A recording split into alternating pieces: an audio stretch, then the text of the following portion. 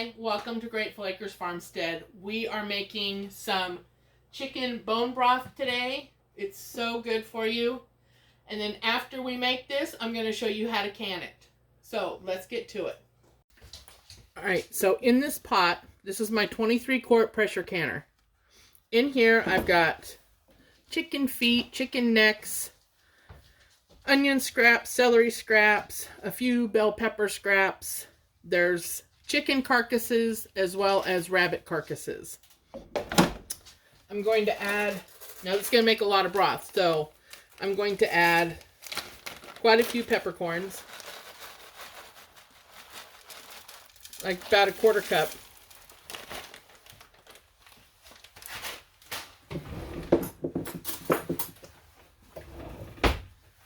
And a few tablespoons of salt. Again, you're just putting a little bit of flavor in there. It's going to do just fine when you use your broth. I'm not going to put I don't put a whole lot of other seasonings in there because I don't want it to taste like those seasonings no matter what I make. Alright. You're going to add some apple cider vinegar. Okay, doesn't need to be Bragg's, just apple cider vinegar. They had a really good deal on this, so.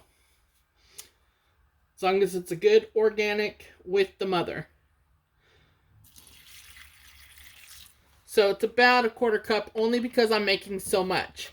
If you're just doing a small batch, you just want a few splashes.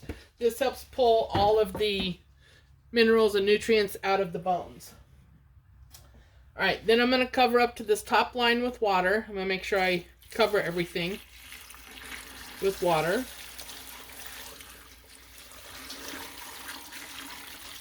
This is a gallon of water. Let's see how much more we can fit in there.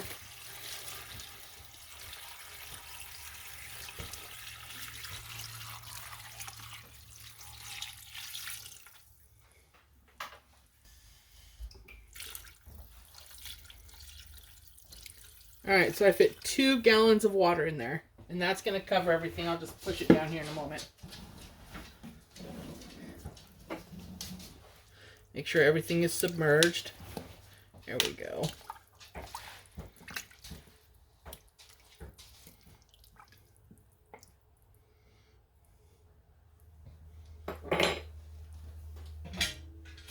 I've already done a check on my lid, my pressure canner.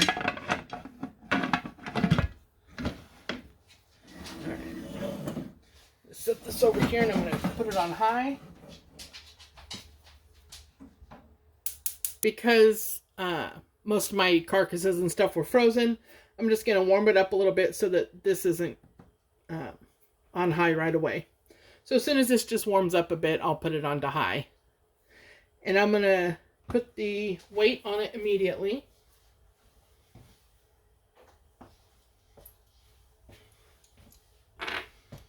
Because when you're pressure cooking, it's different than canning. So you're going to want to put this on. This is going to pop up, and this will start rocking. This will go to 11 pounds of pressure from our altitude. This will be popped out. Oops, I guess you can't see that. This will also be popped up so that you can know that all of your safety measures are taken care of.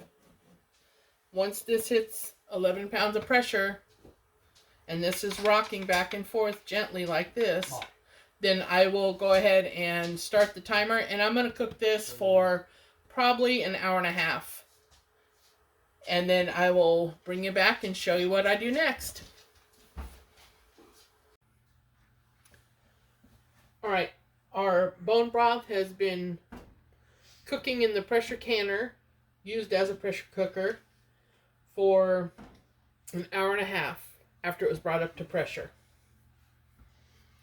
So we are now going to try to drain all this out.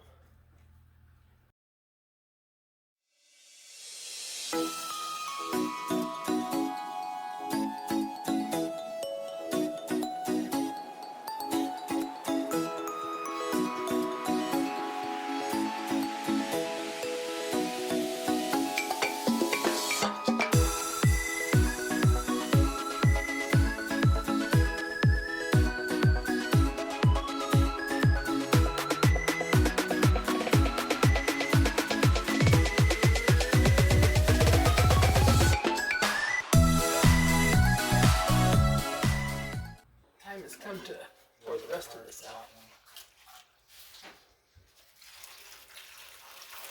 Be really careful about the steam. You don't burn your hands.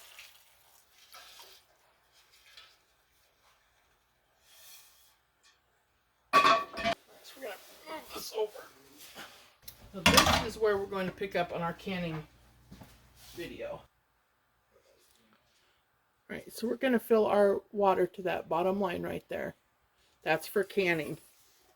The other two are for pressure cooking.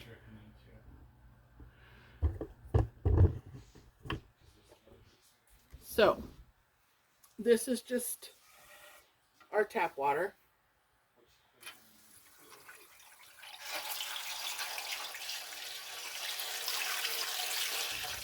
We also have our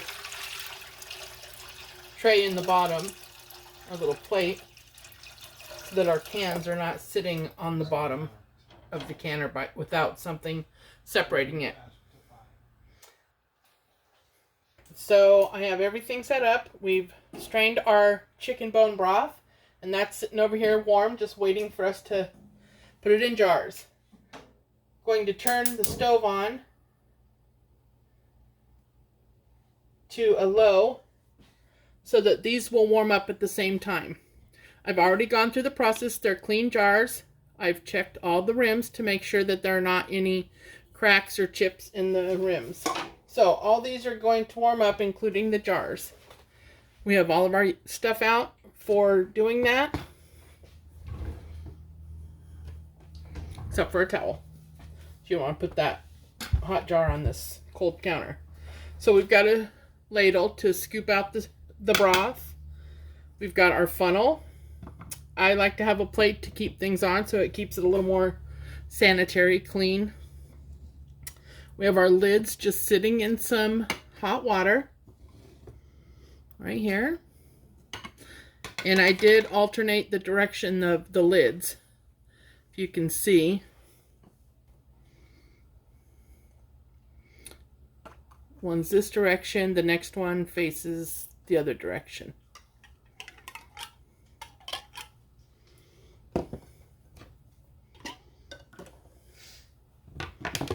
Alright, I have a bowl of vinegar here because the bone broth does have some fat in it and grease.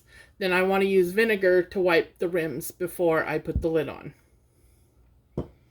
This also will go into the canner once they're all done because I have very hard water here. And then we have our rings sitting off to the side. You don't need to bubble it because it's just broth. There's no chance of there being a air bubble caught in there. And we also have our paper towel to use on the vinegar to wipe the rims. I'll bring you back when these are warm and we'll get going with the rest of the video.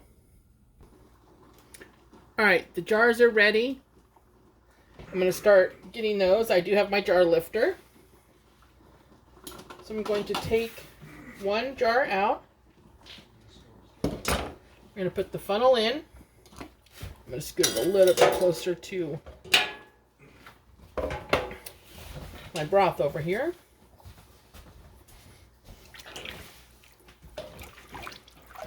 Now, if you want, you can put a small strainer in here in case you had some chunks drop in there and back into your broth when you were straining it in the first place. So I started with about 2 gallons of water.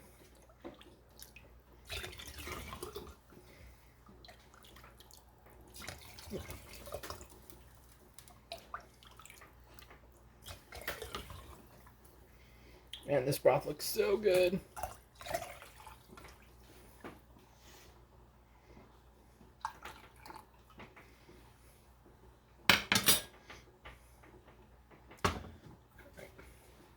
I'm going to take my vinegar here and wipe the rim. I'm going to make sure that you get any grease off of there. And there shouldn't be much with your funnel in there. I take my lid, place it on here. the lid on. Fingertip tight. Now this jar is going to be hot, so be careful from all the broth. And put that back in there. The next jar. Now as you pull them out, they may fall and may fall into the water. And we'll go over that in just a moment if that happens.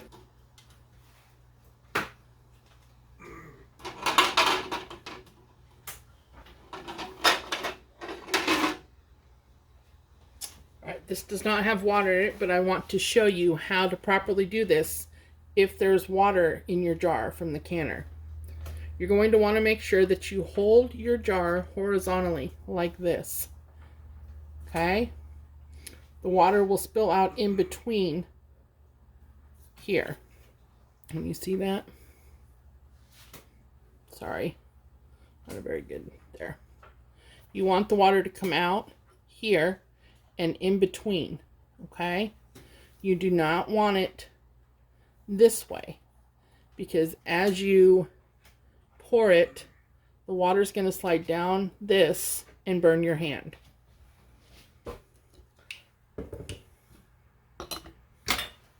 And you still, remember, you're going to want a 1-inch head space on these because you're pressure canning.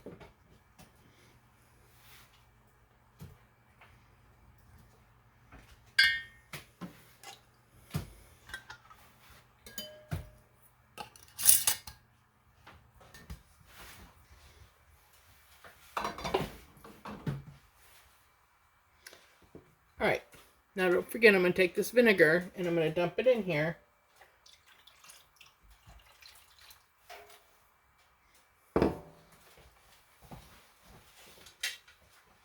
I've already done all of the safety checks on my lid, so it's ready to go. Everything moves properly. Ring, the sealing ring, everything's in there.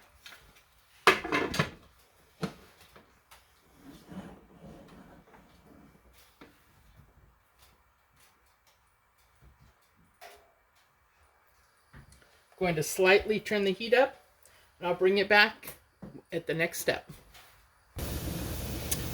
Alright, we have our steady stream of steam right here. I'm not sure how well you can see it, but it's a strong stream.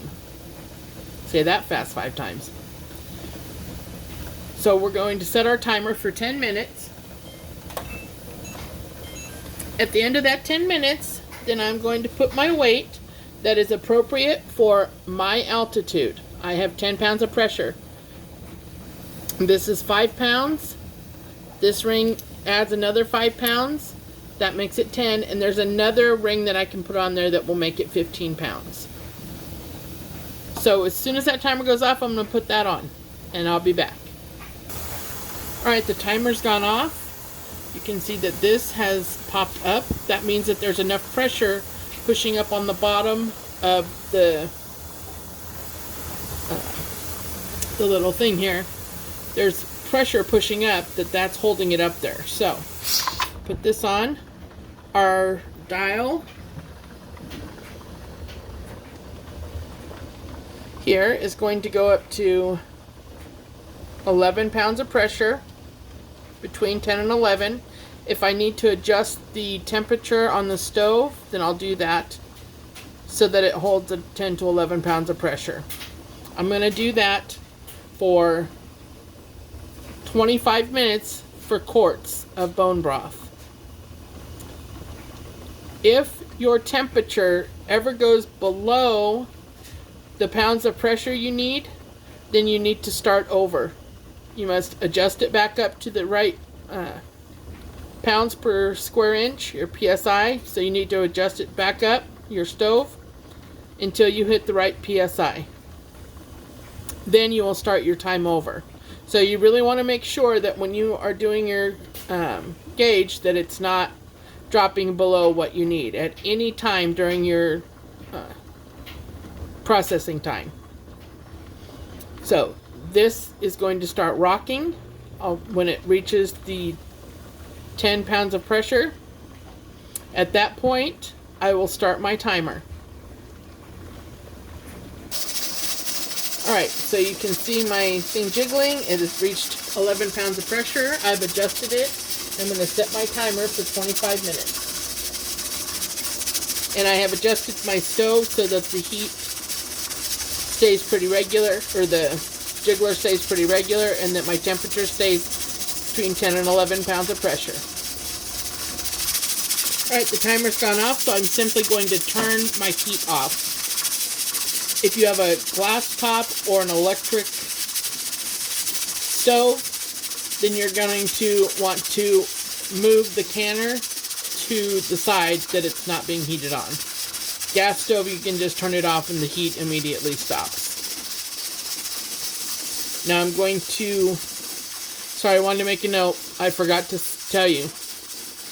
When this is rocking and this is up, okay, I'm going to wait. This has to go down to 0. This will drop down, meaning there's no pressure left in there. And of course that will not be rocking. Until that goes down and that is at 0, do not try to remove that. Don't touch it. Leave it alone until that's at 0 and that has dropped down. Alright, so this has fallen to 0 gauge, and the pressure thing back, the little doohickey back there, is fallen down, and I've just taken the weight off. Alright, so we're going to open the lid. You always make sure that you open it so it pops up toward you like this, so that the steam escapes out the back, not on you. You're going to just set it off so that the steam can escape out. Let it sit like that for 5 minutes. Then take your lid off and we'll remove the jars. Alright, let's take the lid off. Let's unload these. Now you want to make sure that you have something. This is a double thickness of towel, dish towels. You want to make sure you have something that you're putting the jars on, because you don't want that temperature shock. Also make sure that they're not in a draft. Okay. You don't want your jars to touch when you place them to cool. So there's space in between.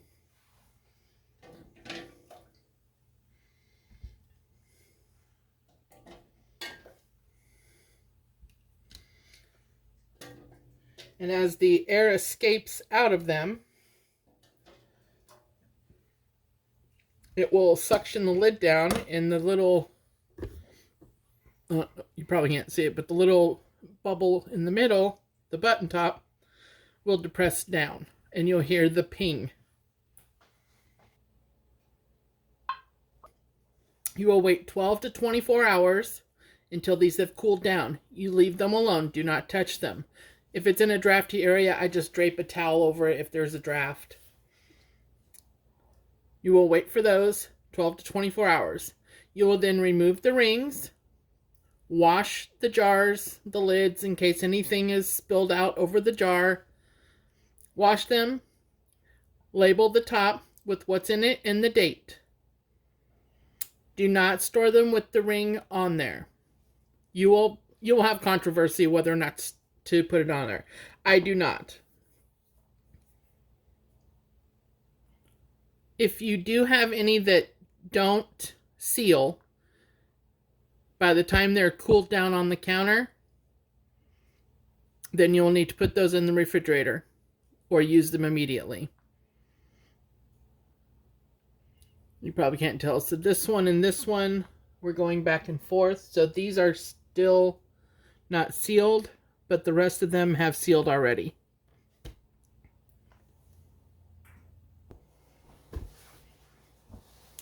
Thank you so much for joining me for this somewhat tutorial of how to do some pressure canning.